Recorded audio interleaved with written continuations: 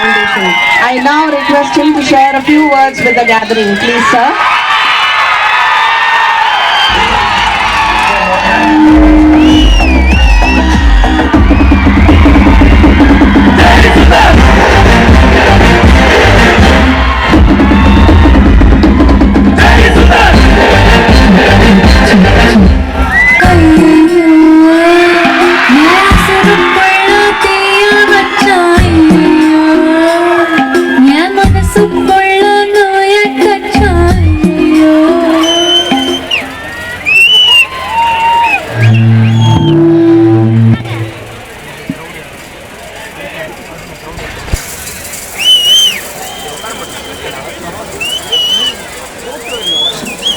Check.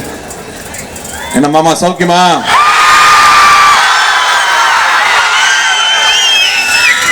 அவ்வளோ சந்தோஷமா இருக்கீங்க வந்தது.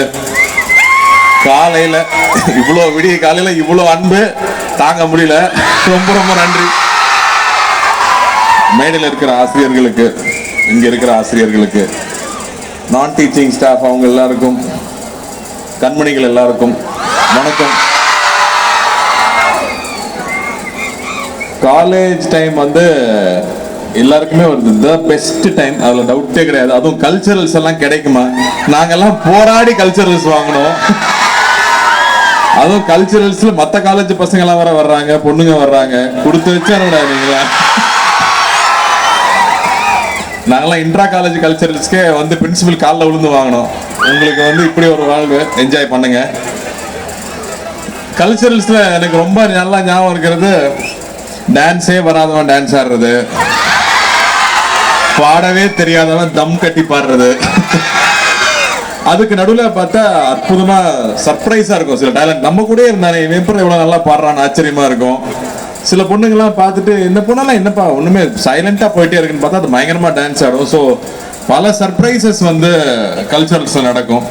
ஆனா அந்த கல்ச்சரல்ஸ் நடக்கிற அன்னைக்கு விட இந்த கல்ச்சரல்ஸ்க்கு ப்ரிப்பேர் பண்றோம்னு ஒரு கூத்தடிப்போம்ல, ஒரு 10 நாள் நாங்க ரிஹர்சல் பண்றோம், நாங்க ஸ்பான்சர்ஷிப் கலெக்ட் பண்றோம், நாங்க கொரியோகிராஃபி பண்றோம், நாங்க ஸ்கிட் பண்றோம். அதுதான் என் வாழ்க்கை. த பெஸ்ட் டைம் கல்ச்சரல்ஸ்ல அடிக்கிற கூத்தை விட அந்த 10 நாள், அதுவும் அட்டெண்டன்ஸோட இல்ல, அதுக்கு அட்டெண்டன்ஸ் ஃப்ரீயா கிடைச்சிரும். அப்படி ஒரு சந்தோஷமான பீரியட் அது. நான் இன்ஜினியரிங் தான் படித்தேன். இன்ஜினியரிங் காலேஜ் கிரசன்ட்ல கொண்டு போய் சேர்த்து விட்டாங்க, வண்டலூர் ஜூ கிட்ட. டிக்கெட் வாங்கும் போதே கிண்டல் பண்ணுவானுங்க, சார் ஒரு ஜூ போது பார், ஜூக்கு போது பாருன்னு தான் சொல்லுவாங்க. ஏன்னா கிரசன்ட்னு கேட்டா சீனியரை பிடிச்சிக்குவாங்க, ராகிங் பண்ணுவாங்க. இங்க ராகிங் எல்லாம் உண்டா? ராகிங் இருந்தா ஜாலியா இருக்குங்க. என்னெல்லாம் வச்சு செஞ்சிருக்காங்க. ஃபர்ஸ்ட் வந்தபோது எங்க காலேஜில் ராகிங் ரொம்ப ஸ்பெஷல்.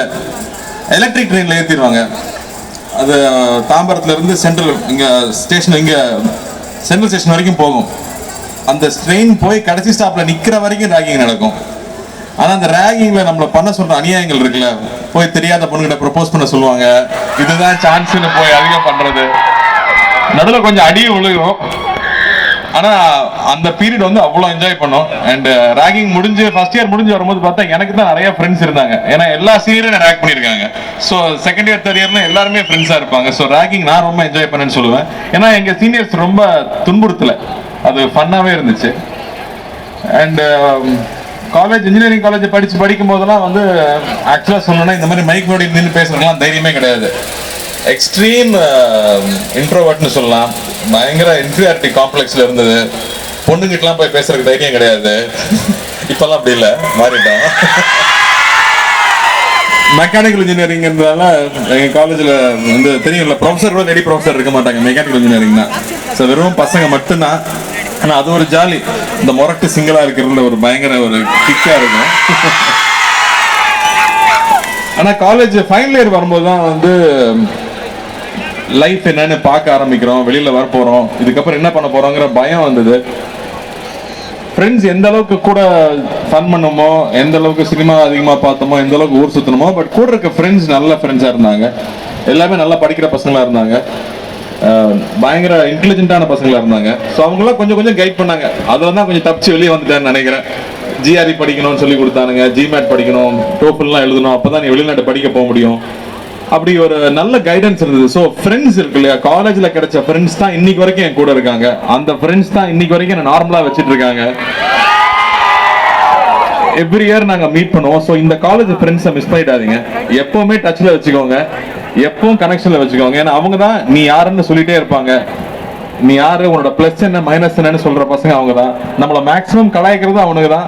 ஆனா நமக்கு ஏதாவது ஒரு பிரச்சனை வந்து நிக்கிறவங்களும் அவங்க தான். ஸோ காலேஜ் ஃப்ரெண்ட்ஸை என்னைக்குமே மறந்துடாதீங்க, எப்பவும் டச்ல வச்சுங்க. முக்கியமா பொண்ணுங்க, கல்யாணம் ஆனதுக்கு அப்புறமா ஃப்ரெண்ட்ஸ் எல்லாம் மறந்துடாதீங்க. உங்க ஃப்ரெண்ட்ஸ்ல டச் இருக்கிறது, அடிக்கடி வெளியில அவங்க கூட வெளியில போறது, அது ரொம்ப ரொம்ப இம்பார்ட்டன்ட். நான் அட்வைஸ் எல்லாம் பண்றதுக்கு ஒன்றும் பெருசா நமக்கு இந்த விஷயம் தெரியாது. ஆனா எனக்கு சொன்ன விஷயங்கள் இருக்குல்ல, நான் காலேஜ் முடிக்கும் போது என் ஃப்ரெண்ட்ஸ் என் கூட ஷேர் பண்ணது, இல்லை என்னோட ப்ரொஃபசர்ஸ் ஷேர் பண்ணது, அப்படி 1-2 விஷயம் உங்க கூட ஷேர் பண்ணணும்னு ஆசைப்பட்டேன். எனக்கு ஃபர்ஸ்ட் ஒரு பெரிய நாலேஜா எனக்கு இருந்தது வந்து ஃபெயிலியரை வந்து எல்லாம் தோத்துறக்கூடாது ஜெயிச்சிட்டே இருக்கணும்னு சொல்லுவாங்கல்ல, அது ஆக்சுவலா உண்மை கிடையாது. நீங்க மேல வளர்ந்து போனோம்னா ஒரு ஸ்டெப் கீழே இறங்கினாதான் திரும்ப மேல போக முடியும். ஸோ ஃபெயிலியர் வந்து ரொம்ப முக்கியமான ஒரு லெசன். நீங்க தோக்குறப்போ உண்மையாவே நீங்க யாரு, உங்க ஸ்ட்ரென்த் என்ன, உங்களால வந்து ஒரு தோல்வியை தாண்டி வர முடியுங்கிறத நீங்க அப்பதான் தெரிஞ்சுப்பீங்க. ஸோ தோத்துட்டோம், நான் தனியா இருக்கேன், நான் அவ்வளவுதான் மட்டும் என்னைக்குமே நினைச்சிடாதீங்க. அதுக்கப்புறம் தான் நீங்க ஸ்ட்ராங்கா போறீங்க. அதுக்கப்புறம் தான் உங்களுடைய எல்லா ஸ்ட்ரென்த்தும் ஜாஸ்தியாக போடுது. எனக்கு அந்த மாதிரி சுச்சுவேஷன் வந்திருக்கு. இதுக்கப்புறம் நம்ம அவ்வளவுதான் அப்படின்னு நினைக்கிற டைம்ல இப்ப நான் உட்கார்ந்துட்டா என்ன தூக்கி வர்றவர் யாருமே கிடையாது. உன்னுடைய நண்பன் நீ மட்டும்தான். ஃபர்ஸ்ட் நீ தான். ஸோ நீ எவ்வளவு ஸ்ட்ராங்கா இருக்காங்கிறது ஃபெயிலியர்ல மட்டும்தான் கத்துக்க போறீங்க. ஸோ தோல்வியில பயப்படாதீங்க. தோல்விக்கு அடுத்தது வெற்றி தான். அதனால அது ஃபர்ஸ்ட் ஞாபகம் வச்சுக்கோங்க. என்னைக்குமே நான் தனியா இருக்கேன்னு நினைச்சிடவே வேண்டாம். ஏன்னா நான் ரொம்ப பயந்துருக்கேன். தோல்வியை பார்த்து பயந்து தான் ஓடி இருக்கேன். நான் ஜெயிக்கிறேன்னா அது எனக்கு